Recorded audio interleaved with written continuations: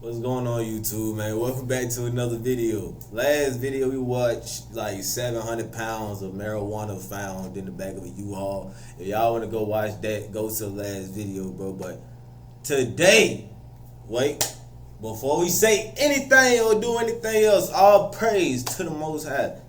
You feel what I'm saying? But today we got the world's biggest robberies explained in 10 minutes. Let's see what we got. The Dunbar Armored Heist. If there were an award for the worst employee of the decade, Alan Pace would have it. Employed as a security inspector at Dunbar Armored, instead of guarding the vault, he meticulously studied it. Every aisle, every camera, every blind spot. He meticulously analyzed it all.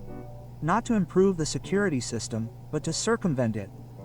On September 12, 1997, Alan and 5 childhood friends transformed a boring office routine into one of the largest heists in U.S. history. Knowing the security guards' work schedules, he timed his attack perfectly. He knew when the guards were on break and when they would be most vulnerable. He modified the camera system so that he and his accomplices could easily enter the vault without leaving any traces on the recordings.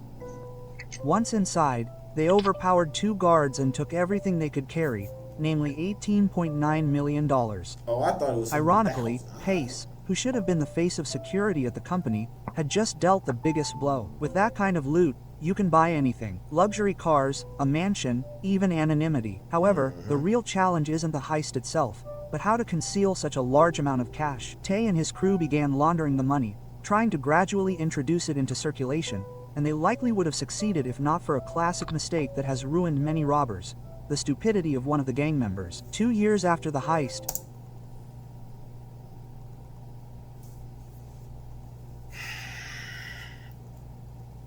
It's always, it just got to be, it got to be. It's always one jack wagon,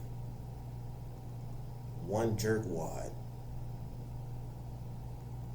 just one that fuck up everything for everybody, bro. Oh my God. Eugene Lamar Hill made a schoolboy error. He paid a real estate agent with cash that still had the original Dunbar Armour bank tapes.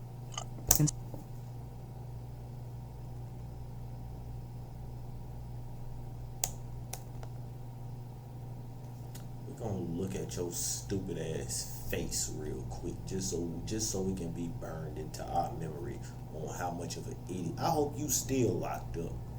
I don't wish jail on my worst.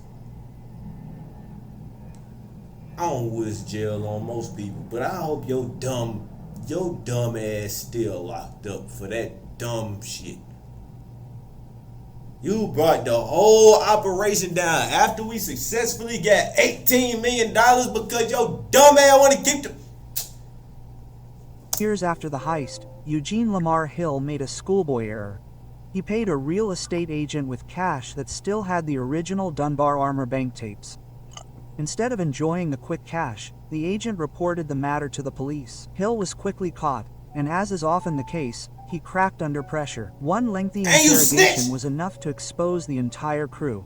The robbery of the British Bank of the Middle East. Lebanon in the 1970s was a place where chaos and civil war were commonplace. While people were struggling to survive, a group of criminals saw this as the perfect opportunity. Instead of messing around with complicated alarm systems or mining, the robbers chose a route that would make any movie villain proud. Instead of entering through the bank's door, the thieves entered through the walls of the adjacent church. Using explosives, they blew up a wall, creating a private passage to the bank's vault. Getting inside was one thing, but opening the vault required professionals.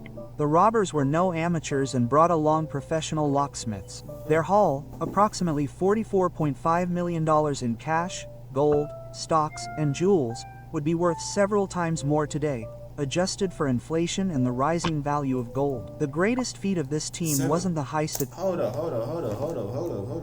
doing the math on that one. I ain't gonna hold you, okay? It's kind of messed up because you blew up the walls of a church, but if God allow us to, never mind. I don't condone none of this. 44 M's times 7.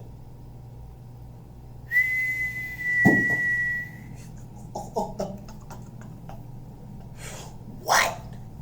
itself. But what happened next? Not a single member of the team was ever caught. No betrayal, no foolish mistakes, no reckless purchases that might have aroused suspicion. A robbery of the central bank. Instead of entering the bank like ordinary customers or masked robbers, the gang came up with a brilliant idea. They would set up a legitimate-looking landscaping business and, under its guise, dig a tunnel to the bank. And so, for 3 months in the blazing Brazilian sun, the thieves officially worked on landscaping. In reality, a 78-meter-long tunnel was being built beneath the innocuous building, leading directly to the Banco Central vault. When, after months of work, they finally gained entry, the robbers had no need to rush, as the alarm system failed to respond, as they hadn't used explosives or forced the entrance door. They simply broke through the floor and began stealing the cash, totaling 160 million Brazilian reals, or about 71.6 million at the time. The robbery was an absolute masterpiece, but it wasn't without its problems. Brazilian police launched a massive investigation, and more powerful criminal organizations, sensing an opportunity, began kidnapping and murdering gang members. Of the entire fortune, only 20 million reals were recovered. The rest vanished without a trace. Is some of the loot still waiting buried somewhere? Is any of the gang members living quietly in hiding, spending their millions? We may never know. I hope so. The Dar es Salaam bank robbery. In theory, a robbery shouldn't be possible. How can you steal almost $300 million and escape unnoticed? This isn't a bundle of banknotes you can hide under a coat. It's tons of cash that must be moved, transported, and hidden somehow. Yet someone did it, and what's worse, no one knows exactly how. According to official reports, bank security officers were behind the attack, who, instead of protecting the money, decided to simply take it. There were 2 or 3 of them, depending on the source. But regardless of the number, one thing is certain: someone had to help them. In Baghdad in 2007, strict controls were in place. The city was full of military checkpoints, and transporting large sums of cash through checkpoints was practically impossible. The biggest mystery: what happened to the money? Usually, when someone steals a fortune, they start spending it after a while. But in this case, nothing, zero. Complete silence. Almost 20 years have passed, and the case remains unsolved. No one has been officially charged, no one has been arrested, and the money has not been returned to the bank. The attack on the Central Bank of Iraq took place on March 18, 2003, the day before the US invasion of Iraq. Saddam Hussein knew perfectly well that his days as dictator were numbered, but if he was to lose power, he certainly didn't intend to lose the money. Instead of organizing an armed robbery of the bank, he took the easy way out. He wrote a short note ordering the funds to be withdrawn. The note was delivered by his son, Qusay Hassan, who personally oversaw the operation. Bank officials had no choice, because when a dictator's son demands $1 billion, you don't ask why. You just load the cash into trucks. Within hours, $920 million, mostly in $100 bills, vanished from the bank vault. And so, Saddam carried out the largest bank robbery in history without firing a shot. It's unclear exactly where the wealth ended up. When US forces entered Baghdad, the hunt for the money began. Eventually, approximately $650 million was recovered, but the story took an unexpected twist. It turned out that American soldiers, who were supposed to secure the cash, began stealing the banknotes themselves. Some carried off shoulder bags full of cash, others hid them under their uniforms, hoping that in the chaos of war, no one would notice the missing items. Not everyone was successful, as 35 US soldiers were ultimately caught and convicted of the theft. Somebody snitched. This is one of the largest unexplained bank disappearances, and we will likely never know where all the money went. The Bank of Poland robbery. Willow is a small, inconspicuous town about 20 kilometers from Wrocław. In 1962, a branch of the National Bank of Poland operated there, playing a key role in the region's finances. This was where the cash was stored to pay the salaries of officials and workers on state-owned farms, as well as the savings of the local population. While the main entrance was guarded, the back door leading to the courtyard presented a security breach. Adding to this was a faulty alarm system that was prone to frequent breakdowns. There were days when it didn't work at all, leaving a fortune practically at your fingertips. 3 months before the major heist, the bank experienced a breakdown. The armored vault door jammed, so a renovation crew was called in. To gain entry, the repairmen had to punch a hole in the concrete basement ceiling. After the work was completed, The hole was patched, but without additional reinforcement. This repair created an ideal entry point for future robbers. One of the people who witnessed the renovation was the teller, who knew the bank's layout intimately. It was he who conceived the idea for the heist and assembled the team that would pull off one of the most spectacular heists in Polish history. The thieves meticulously prepared for the operation. They rented a garage across from the bank and spent several weeks observing its employees during their daily routines and the moments when the building was most vulnerable. Based on these observations, they developed plans. Exactly what most of you bitch, which are most of the guys I know lack. It's that damn simple. And y'all can't get simple plans together. I hope y'all watching this too, cause y'all know I know y'all, and I'm talking about the ones that I know too. It's less than a handful of people that I know that ideal plan action. Most of y'all stop at the damn idea, don't even have the damn idea. The rest of y'all stop at the damn plan. Don't none of y'all get to the damn action. Only one person I know probably would do that. Not doing something like this, but when it comes to anything, that's literally how simple it is. When it comes to anything, it's a revolving cycle. Idea, plan, action. If the action work, good job. If it don't, another idea, repeating cycle. And you fucking can't even get that simple. Y'all want to go to work every day. That's the only goddamn idea you bastards got. That's the only idea you motherfuckers come up with. That's the only action y'all take is driving y'all car and clocking in.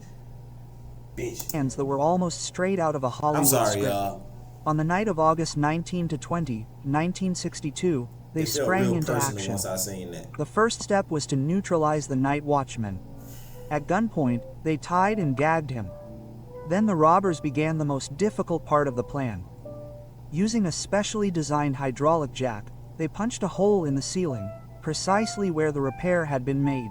Then, using crowbars and other tools, they forced open the vault door. Once inside, they were met with a pile of cash. 12.5 million zloty in brand new banknotes straight from the stock mill. This fortune was beyond even the biggest lottery winner of the time.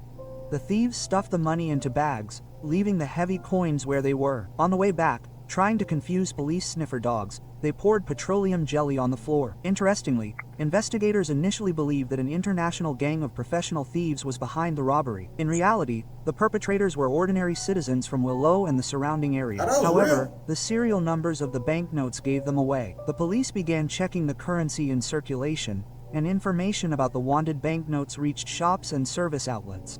When the wife of one of the burglars went to the store and paid with a 500 zloty banknote, the clerk immediately recognized the numbers and called the police.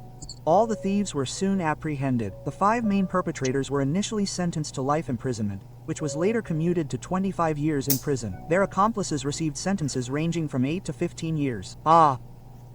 Dang. You got snitched on by somebody at work, bro? What? How do you recognize just what? You in too deep, gang. You in too deep, gang. What the fuck?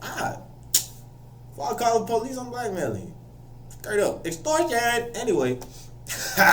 Anyway, like I said, I don't like being a bad influence. I'm me though. It is what it is. I gotta be me. It is what it is though. Y'all gonna like me for me or y'all ain't gonna like me at all. Y'all ain't got to like me. I just, you know what I'm saying? Anyway. I'm gonna catch y'all in the next one. Don't do crime, don't rob banks, don't kill nobody, don't hurt nobody, please, bro. Follow the rules of the world and don't break the law ever, cause it don't get you no further than what you are.